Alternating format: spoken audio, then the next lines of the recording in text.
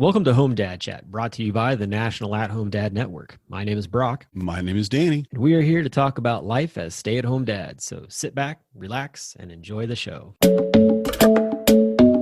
No, I don't want much. I even love handmade crafts made of macaroni.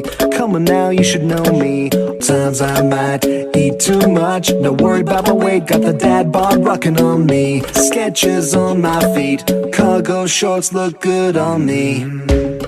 I'm a dad, that's what I do. Hey, everybody. We decided to hit record and come and see you. And where did you go? Did you leave? I don't know what just happened there. Yeah, let's see what happens. Hey, everybody. We are back. Oh, he's got Still here. He got to I'm still stay. here. Awesome. For any of you, you won't get able to see this because I'm editing it out. But Danny, when I hit record the last time, just went poof and disappeared. It was like a magic trick I didn't even know I could do. I don't want you to go that way, Danny. That's a trick a lot of people wish they knew. No. Yeah. Oh man. But yeah, so we're back.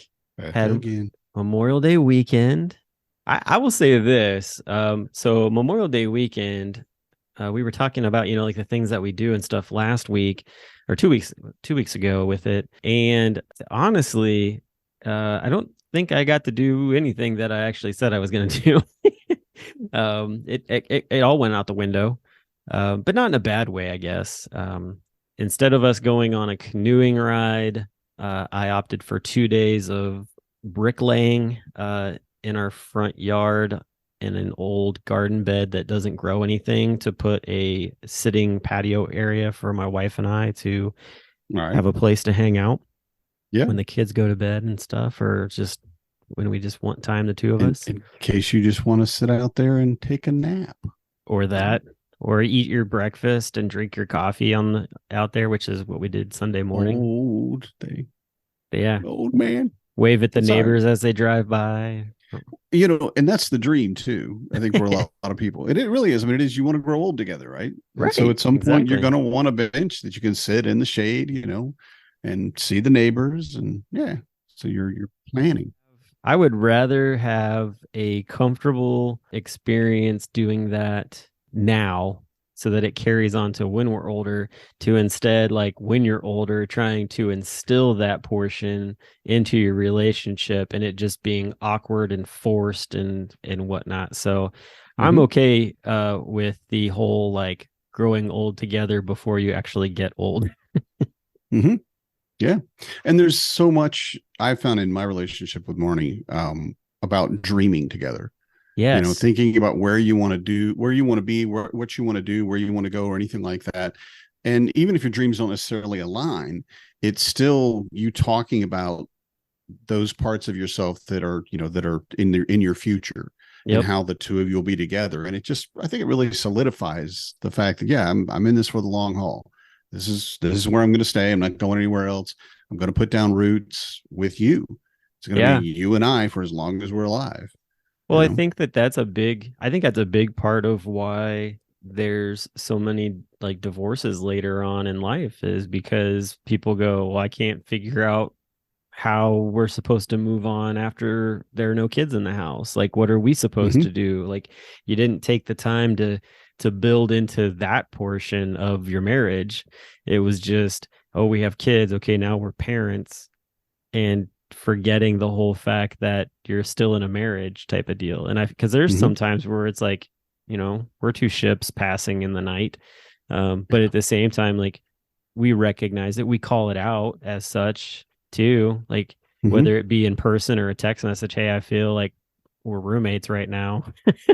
Or something along those lines. And you just have to come up with ways to break that cycle so that you actually are reconnecting. Because if you continue to stay disconnected, then you just build distance between you and them, and it just becomes like a cavern. Like, it's so lots of euphemisms, like, or whatever, you get metaphorically speaking type stuff in there, but it all plays a part, honestly. And so I love the idea though of dreaming about different things. Like for my wife and I, it's always about our tiny house and traveling the country. Nice. Yeah. So, Yeah. So much so that we've made it into a spreadsheet and we like keep up on the things that we want Mhm. in our tiny house. So Nothing wrong with that. Yeah. at least we're building on that dream. Mhm.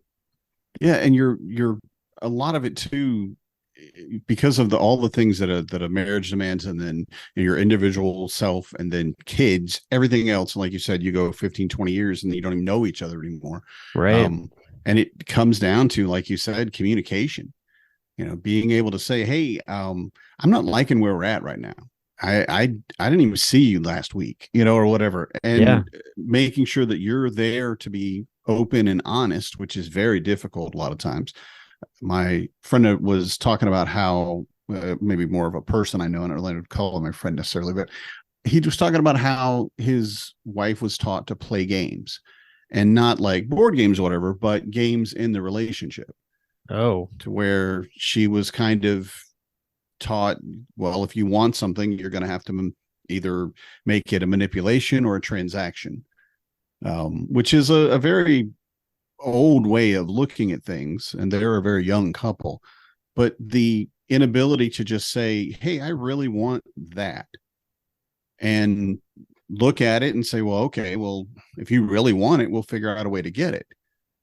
Some things are out of your reach. Sometimes, we can't all have everything we want, of course, but if you want, I don't know, something, something silly, but a new TV, let's say you really want a new TV. You really, well, let's save up the money. Let's do it together, but you're working together. You're honest about your expectations. You're honest about what you want, and you're not playing games with each other. And I told Marnie after talking to him, I was like, there's no way that I would ever treat you like this. I mean, I value you. I value your opinion. I value what you want. And if you dream it and I can give it to you, or we can get it together, why? I mean, I think we should. It'll make you, happy, or feel better, or make your life more complete, or whatever. And she does the same for me. yeah. And it's not only, we're not talking about just like physical things or gifts, or, let's get a boat or anything like that. But I mean, simple stuff like, I don't like the front yard. I don't want the lawn in the front yard, the way the trees are and everything else. The grass is never going to grow. It's just a bad place. It's going to be a lot of unnecessary work. And I don't like lawns. I like stuff that produces, Yeah. but so I want to change things. I want to put, like a rock path through there or whatever. And she was like, yeah, let's do that. I think that'll, it'll make you happy. You'll enjoy it here more. We've got the whole backyard, which is, thick green grass. So she gets everything she wants out of that. But our ability to compromise and communicate and be honest with each other and be vulnerable with each other, and to dream together and not be told that you're silly, for wanting whatever you want. Like I want to, right now we're looking at a hammock. Not a big deal, but we want a hammock, and it would be great to have a hammock back. And there's this perfect spot between the trees. And I said it, and Marnie was like, wow, that's a great idea. Yeah. Are you talking like one right of those there, and then big canvas hammocks with like the ropes and everything? Or are you talking like the parachute style? Like, I'm 300 pounds and I've got 4 children. They probably all want to get in it with me. So I'm talking like a cargo net with a blanket. so you're talking like, kind of you're thing. talking like a 12-foot by 8-foot canvas type of thing with Hopefully two not, massive oak trees to like hold it to try to hold it in, so they lean just slightly when I'll get on it. Yeah. When a giant but walks by, like goes, that, that's my slingshot right there. Right. Nope, we're sleeping here. Yeah. Yeah. And the natural thing for her was say, oh, I like that idea.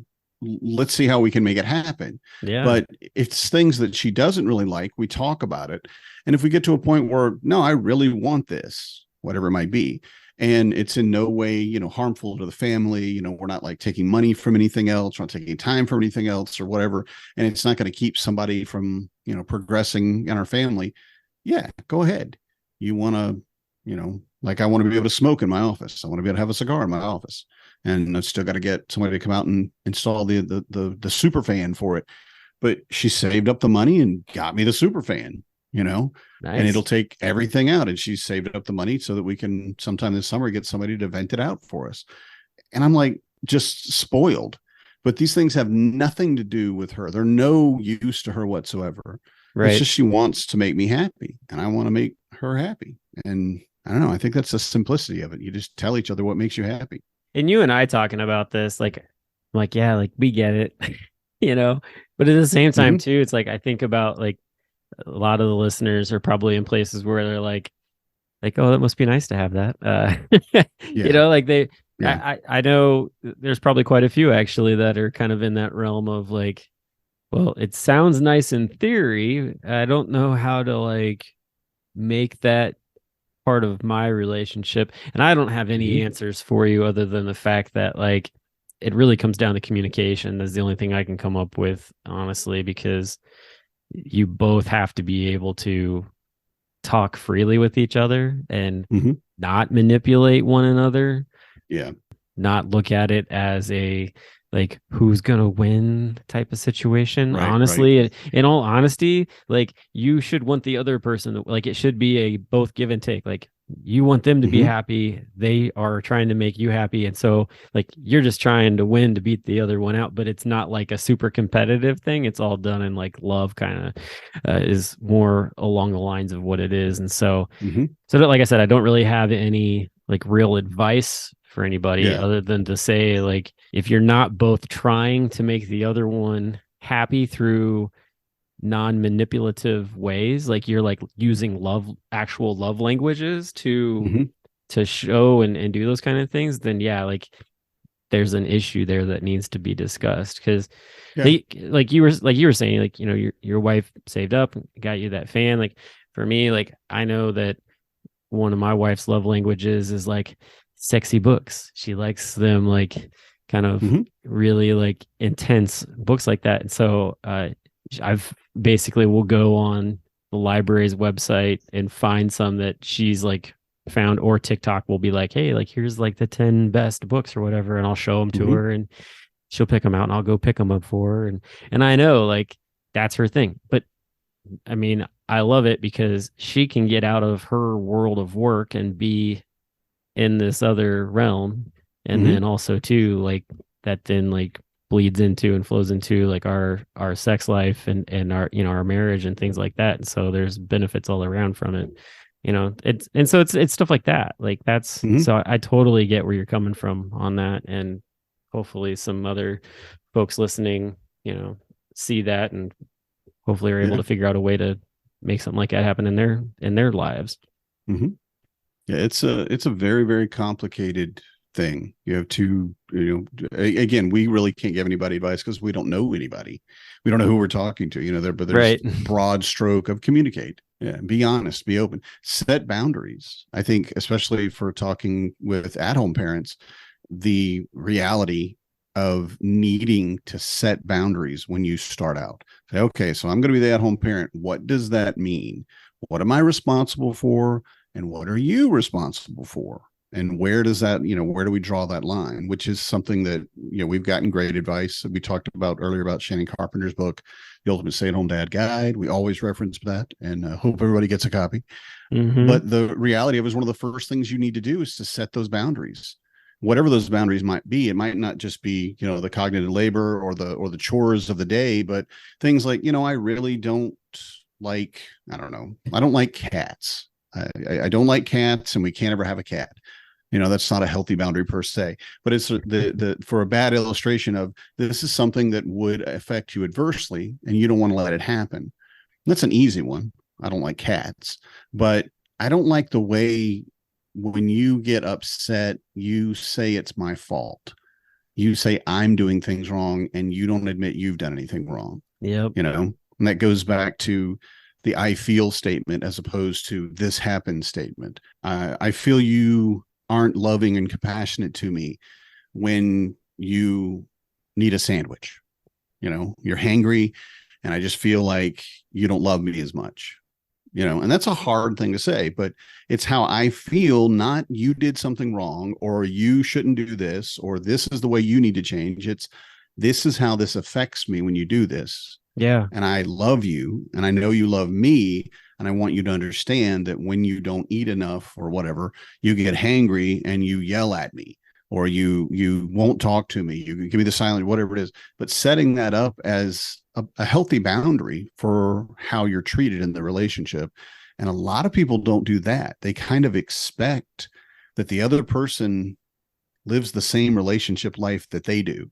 I think too, I was thinking about this because actually before we jumped on here, I was having a conversation with my wife about the fact that I didn't know how to say some of the things that are going on in my head, and have been just battling with like this crazy anxiety that just like total elephant, just like stepping on your chest type situation. And for like 3 days straight, just trying all these different coping mechanisms. And she just basically pulled me off to the side, was concerned, and was asking a bunch of questions. And in the end, I was like, I can't verbalize what's going on. And I'm annoyed that I can't pinpoint why it's happening. And then she was like, well, and of course, her master's in counseling comes out. And she says, do we need a document, like a Google Doc that just has like 3 columns in it? Like, or this is what I'm thinking, this is what I'm feeling, and this is what I need. Mm-hmm. And having those 3 columns and being able to just type those out. And then, she would get a notification that there was like a new thing, and vice versa if it was her. But just to be able to have that. And honestly, like, like I was going to say, I was like, yeah, that might work or whatever. I was just like, I'm just in a place where I'm like, I'm having a hard time like processing through certain things right now. But that would probably be the biggest help, honestly, for these times where I just feel like I'm just spinning in the mud. And I think that that's a tool that a lot of people could use, honestly, because I think a lot of times we maybe don't want to say certain things directly to somebody. And we're like, I wish I could just, it's like I could write it down and then they can read it and they can process it before they just like hear it out of my mouth and then like immediately react to it. Because I think I was telling her, like, that's one of the things that I'm having the most difficulty with, is that there are a few things that I want to say and need to say to you, but I don't want to hear your immediate reaction to, because I know it's not going to be like, there would be like an immediate snap to reaction and then later be like, oh, I'm sorry that I said all that. And it's like, it just going to, the immediate snap to is going to build on to the anxiety and not help the situation. So yeah, so that's where I'm at. Feel better. Yeah. Feel a little better. Yeah, it's nice. Yeah. See, that's what this podcast is also for. It's just, a little group therapy, little dad's got to talk, I guess. Yeah. Well, nice. Yeah. Yeah. There. See, put that in there. Appreciate it. Yeah. Well, and we talk about too the value of the support group, the value of having somebody to talk to. I don't necessarily think that I'm that go-to person for you, because you have people that that are closer to you physically, that like, you could go over to a guy's house and have a beer and talk about stuff. But having that ability to find somebody to just say these things to, because a lot of what we need, we talk about going to therapy or to counseling and things like that. And a lot of times that's not really what is really chewing on us. Yeah. It's just that we don't have the opportunity to say the things we need to say.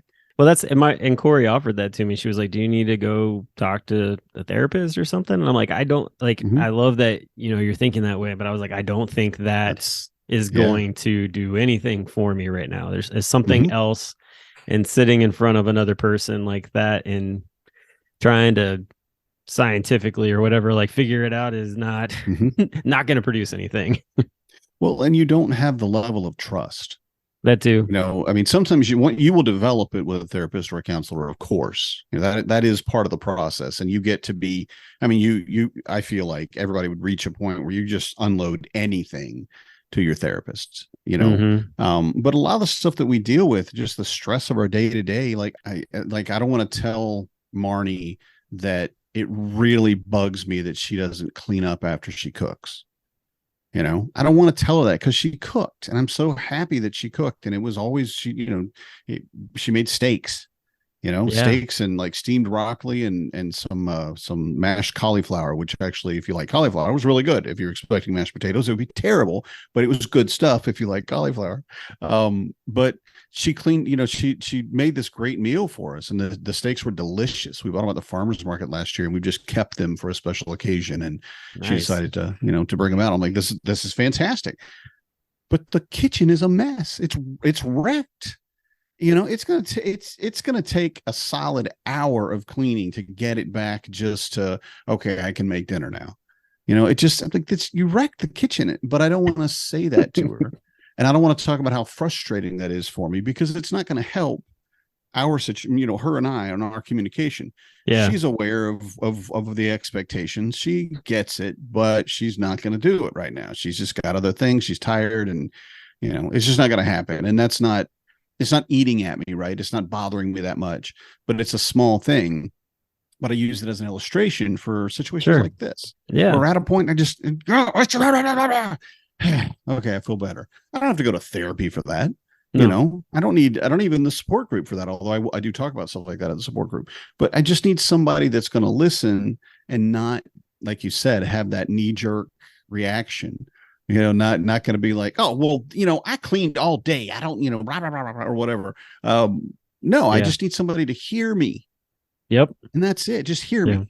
I told Corey too. I was like, I'm at a place where I'm so frustrated. I just need to run into a big mold of Jello and just scream. She's like, would you eat your way out on the other side? I was like, no, I think I'd probably just stay in there and see what happens. There. Somebody put a straw so I can have some air. And I said, yeah, I was like, I'd probably just, drink the goo. Nice. She was like, do you want me to pour the goo in your mouth? I'm like, no. That's not where we're going. Like, no. A bucket of water works really well. If you stick your head in a bucket of water.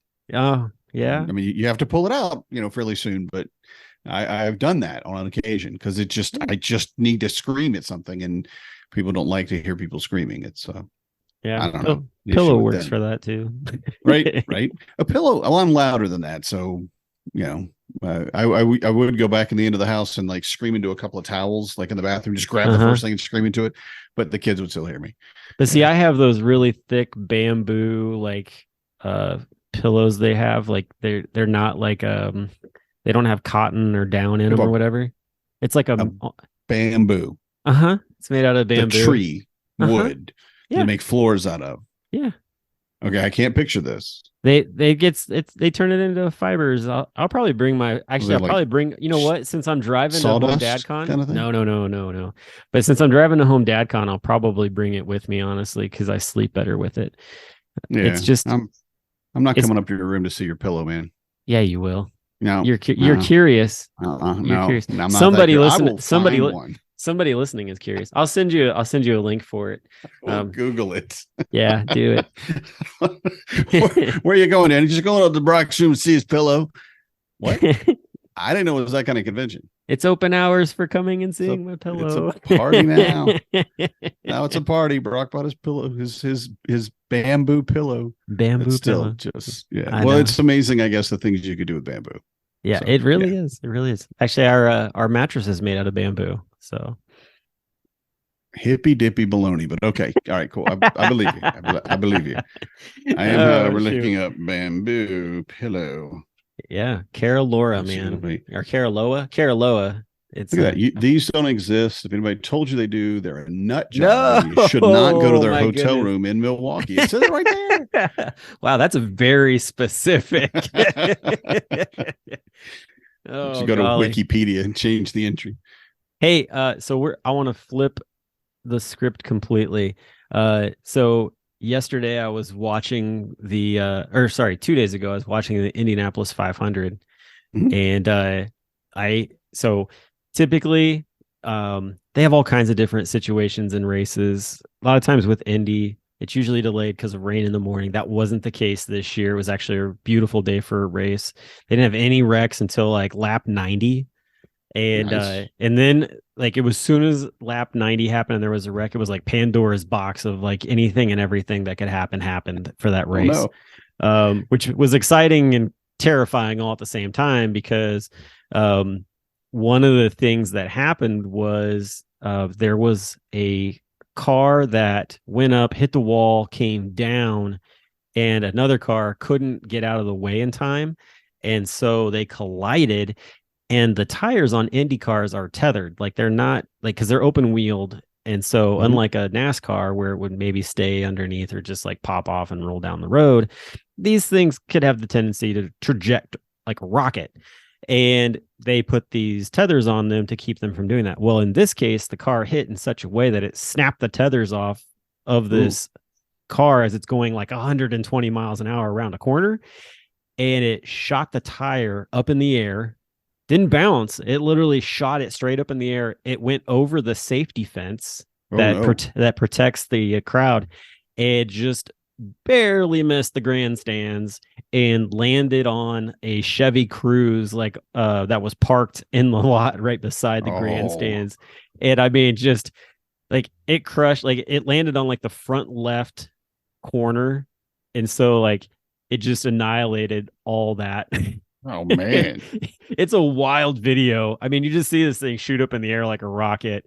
And the wild thing was too, is that like I'm watching it live as it happens, and I'm like, holy cow. Because I was out laying bricks, and like all of a sudden I heard like a car is up into the wall, and I like look at my phone, and then I see the other car hit, and I watch the tire go up. I stopped watching the two cars, and I'm just watching the tire, and I'm like, holy crap, did anybody even see this tire that went up? And where's it going? Well, because you know how commentators are, usually they point stuff like that out. They didn't talk about it for the longest time because they were trying to figure out if anybody got injured in the process. Like, was anybody out just walking around or whatever?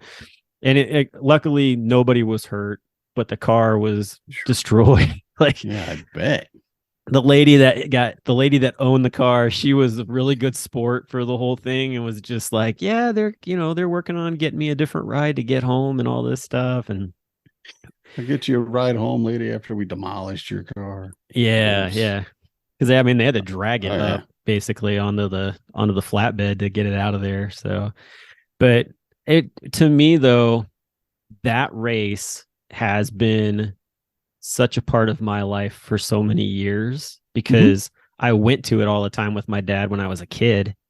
And then I stopped going after I got married. And then my mom like started going to the race again with my dad, which was really cool. And my dad's been going to the race since he was a teenager, so they haven't missed any races. Nice. Yeah. And it's just neat to like, I still have that connection with him in the race. Like we talk usually after the race, or we text like during it, like if there's like wrecks and stuff like that. Yeah. Like, did you just see that tire? Yeah. Which actually that was in like turn 2, and their seats are in turn 2, but they are like in the middle. So like they actually just watched it like basically like shoot up in the air and like go way down from them, but still like that's scary. So yeah, it was just, I don't know. I just think back to times like that. Like one, I was having just an emotional roller coaster for the weekend anyways, just because like it's Memorial Day weekend. We were talking about this a little bit a couple weeks ago. You know, here I've got this amazing thing happening with connection with my dad. And at the same time, like I'm thinking of like all the Gold Star families that were honored throughout the weekend at the races in different ways. NASCAR did a really cool thing for the Coca-Cola 600, which is the race that happens in the evening on that Sunday. And every single race car driver had picked a Gold Star family to race for, which I thought was excellent. And all those families were there. Nice. But it was just a great way to honor a bunch of fallen soldiers. Yeah. And so, yeah, so it was just a very emotional weekend, but it was so cool to just see how our country, even in all of the chaos that's going on, like finds different ways to try to bridge the gap and bring everybody together for one sole purpose. And if there's no greater sole purpose than getting behind these families that have lost loved ones to give us the freedoms that we have in this country. So Yeah, I just wanted to It's put that out there. we did talk about it a little bit. It's a heavier holiday, I think, than people really realize. Because Yeah. it's the first. Well, we knew Friday there was no going to quote unquote town. I mean, it's just like one strip from one side of the highway to the other. So, When, but you're not going to the grocery store or the Fleet Farm or anything like that on Friday, because everybody gets off early, and starting at about 2:00, it is just bumper to bumper for about 2 miles back from the interstate to go north to towards wherever, to the lakes and such. And everybody's got their boats and their campers and their oh wow. grills and their, it's great. Okay. It's the first big weekend of summer. It was in the 80s up here. Oh yeah. Beautiful, cool nights and all that. Great time, of course, to be out there. But yeah, take a moment and remember what Memorial Day, have a memorial. Yeah. That's that remembrance is what it's for. That was the other thing. I was listening to the singing of the national anthem for the Indy 500. They had Jewel perform it.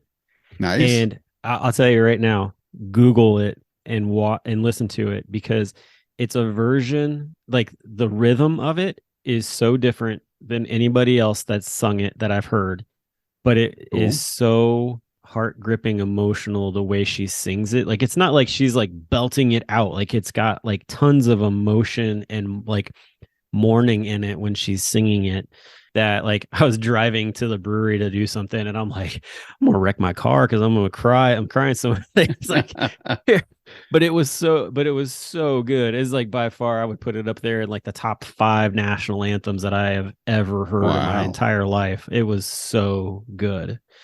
So that was, because it wasn't like she was trying to like play it up. Like a lot of times at the Indy 500, somebody, like for instance, Aerosmith, Steven Tyler sang the national anthem one year, and like he tried to like, Aerosmith it up or whatever, and in the same time like made himself look like a fool when he did it too. People were just like, why did you not just sing it? He had to try to make it his own. And it was like, no, it's already its own. Just, put the emotion into it and sing it. But anyway, Jewel did that. Rock star. Oh, yes. Yeah, no. Tyler is an old rock star, too. So, like, right. I mean, he was jazzed to get to do it. Yeah, I know. I mean, he was jazzed to do it and everything. And it was cool. But yeah, he just added a certain thing to it that I was like, no, like, that wasn't right. But Jewel definitely nailed it. And, I highly recommend searching it out, because it's good. I'll definitely listen to it, because after a quick Google, give it a Goog, and there are a lot of people that evidently don't agree with you. Yeah, interesting. Well, I think with any performance, especially with the national anthem, you're gonna have all kinds of opinions. Yeah, you're always, because it's that was disrespectful. That wasn't disrespectful. This is an artist. Yeah. And granted, some artists aren't really cut out for that type of thing. We mentioned Steven Tyler. It's like, maybe you should have just stuck with the basics, right? But when you're an artist, especially when you're artist singing, it comes out, Oh, and sure. Like you said, Jewel's performance was so moving because that's the way she sang. That's who she is when she sings. And so, right. Yeah. It's always obvious. It's going to set some people off. So, but she's a much less like overly energetic person than a rock star. So that's like, yep. That's the other part of it too. You put it basically easy listening versus rock star or Broadway person or something like that. And so wearing her cowboy hat the whole time. Oh yeah. Yep. With a big old checkered flag as a bandana. That's pretty cool. She's from Juneau, Alaska. No, I did not know that. Oh, well, anyway, I don't have much else to talk about. We can end on that. That's fine. Yeah. Got plenty to talk about next week. We do. Yeah. Next week, we'll be back to talk about Father's Eve and Father's Day and some fun Father's Day gifts ideas. So, yeah. So until then, talk to you later. Have a good week. Good night, everybody. I'm a dad, that's what I do.